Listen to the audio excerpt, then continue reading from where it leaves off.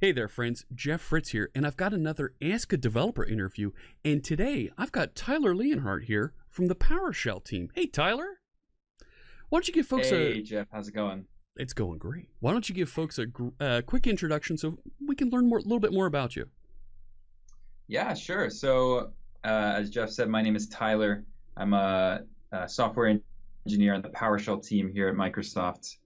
I'm a big fan of developer tooling and stuff like that. Actually, one of the main things I do on the PowerShell team is I maintain the PowerShell extension for Visual Studio Code, along with a bunch of other cool editing experiences. And all around, I just I love what I do. I love working in open source, yeah. Terrific. So when you want to learn more about other open source projects, maybe some projects that companies have built, some cool new tooling out there, what kinds of things are you looking for? What are the hot new topics you would like to see covered in, whether it's blog posts, some documentation? What kind of things light you up that you're excited to see? I think there's when it comes to blog posts and documentation and stuff, I think there's kind of these two categories that I like a bunch. One is a quick start, so something that takes less than 5 minutes, that just kind of allows me to dip my toe in and kind of see what I'm actually looking at here. What is X thing that I'm getting looking started? At, right? Take your first 5 minutes with this technology. Right. I think okay. Something like that is nice. It doesn't require a whole lot of commitment, right? It's not here's a textbook, get started, right? Oh it's it's something nice and quick. But also I love it, and this is something that we do on docs.microsoft.com is any sort of interactive experience, right? So okay. One of the things that we've been lighting up for a lot of PowerShell samples that you'll see on docs.microsoft.com is this try it button. So you can click on it. It'll actually open a shell right there in your browser that leverages Cloud Shell, which is Azure's shell. That command prompt experience. Right, exactly. Yeah. So it opens all of that right in your browser and allows you to try the sample that you were just looking at. So that's another awesome way to another awesome way to make something as simple as documentation more of an interactive experience rather than something that's one directional. For sure, that interactive experience that you can touch and feel without having to install anything, without having to like you were saying, it's a quick commitment. I'm reading this for the next 10-15 minutes, and I can try it in that 10-15 minutes and feel good about it. Right, exactly. So when you do think about content like that is interactive, just at a glance, what makes it appear developer friendly to you? Developer friendly. I suppose one of the things that I would see as developer friendly was, all right, so now I've tried it in a very without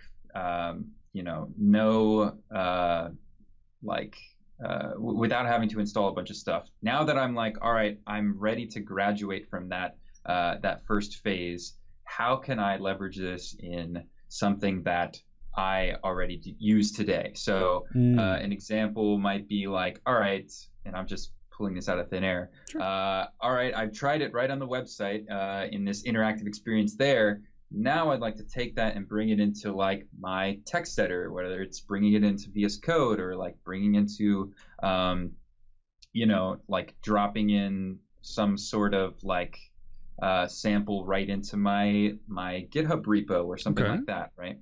You captured my attention. I paid the price of that 10-15 minutes. Sure. Now help me integrate your product into what I am already used to.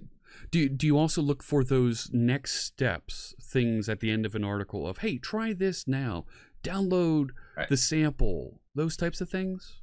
Right. Yeah, absolutely. I mean, I can't remember the last time I opened up a blank file and just started to write some code, for example. usually working off of some kind of template or some boilerplate or something like that. And so, if we're talking about a language here, or if we're talking about something that does require some sort of structure to it, having the ability to download a sample or something like that and build off of that is just a much better experience than for me to have to just skim through a bunch of docs and try to figure out how to go from 0 to 100. Having that recipe, having that lamppost that says here's somewhere that's maybe it's like what you want to accomplish, and you can customize it from there and get to your problem solved. Exactly. Oh, yeah. Okay. All right. Because at the end of the day, I came to your documentation or blog post or something like that. I came in with an expectation that this could potentially solve a problem that I have in my life, right? In my work life or whatever. Sure. So I need you to tell me how your thing can help me. And obviously you get your job done. As the doc or blog post writer have to. Right, exactly. Yeah. So, I mean, that sounds like a good description of what makes a how-to, right? Those recipe-based pieces of documentation. How to do this. That sounds like some good advice when you read those pieces of documentation. I want to know how to do this thing. Give me that boilerplate code, not just in the article, but at the end to try. Now, if there's something you want to go a little bit deeper on, right? You really want to not just read the article and understand it, but you want to understand how and why something happens, right? Do you look at a tutorial? Do you look at something? Do you want to see the longer video content? How do you get in and get a little bit deeper on those things? Well, that's a tricky one, especially because depending on the layer of abstraction, we'll say, it's possible that behind the curtains is possibly way over my head, right? Okay. And so and could be deeply, deeply technical. Okay. I as an example, I'm thinking of Azure Cognitive Services, for example, right? Oh my gosh, yes.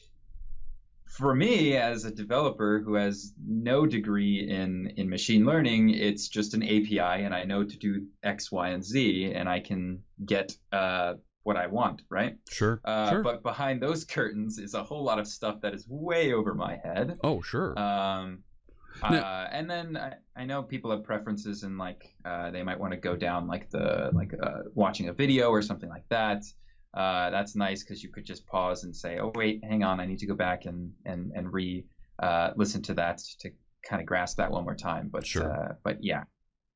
Well, so when you are looking at blog content, tech content from some sort of company out there, or maybe you're going out to Reddit or even Code Project, and you want to learn about something new, how often do you expect to see something new, right? Or do you go looking for something new in those blog aggregators and those websites? What makes it feel fresh? How often do you want to see something new at those locations? That's interesting.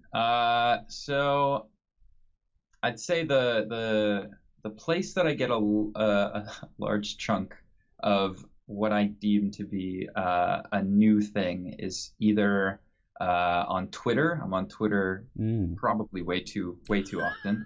But it's right there on our phones. Easy to pick it up. There, right? Yeah.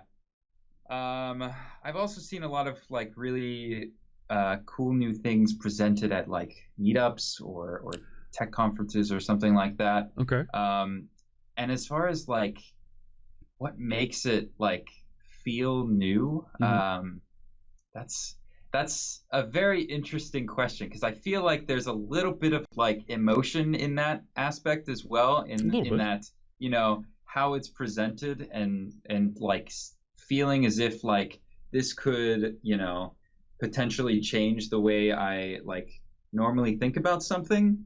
Okay. That to me leads me to think that this is probably something that's new, something that's exciting and that sort of thing. Okay.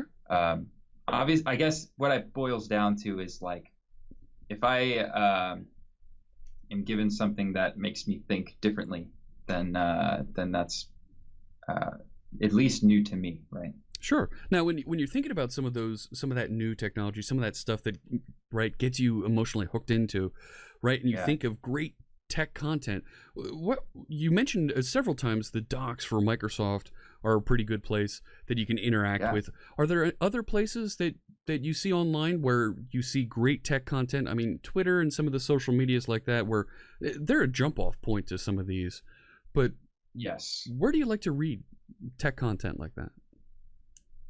It's a good question. When it comes to new content, I've found myself landing on well, there's a bunch of blogs that kind of are spun out from docs.microsoft.com. It's like it's devblogs.microsoft.com. But also let's see, I've seen I actually like occasionally will go onto my GitHub feed, like actual github.com, onto my feed, and just kind of see the people that I've followed over the years creating new repos and interacting with different new open source repos. And then I'll like, so and so sent a pull request to some random name that I've never heard of, and then I click on that and then see that it's like some crazy library in Rust for making something, and then I'll like read more about that and that sort of thing. So I guess that's more so on the generation of like finding projects, not necessarily like documentation on that. Sure. But I think it's kind of the same vein. Being able to walk through that and jump from project to project, technical influencer to technical influencer that are working on these things and seeing here's the latest things they've written at the most raw level. Here's the code they wrote. Here's the pull request with the description of the change, and getting that content, right, because it's in that nice feed format. That's definitely something compelling. Very cool. Yes, absolutely. And most of my life these days for work is on GitHub. So it's already just like a familiar environment for me, at least. Yeah, and it's already right there where you're working. Absolutely. Very cool. Well, thank you so much, Tyler. I really appreciate you joining us. This has been another Ask a Developer segment.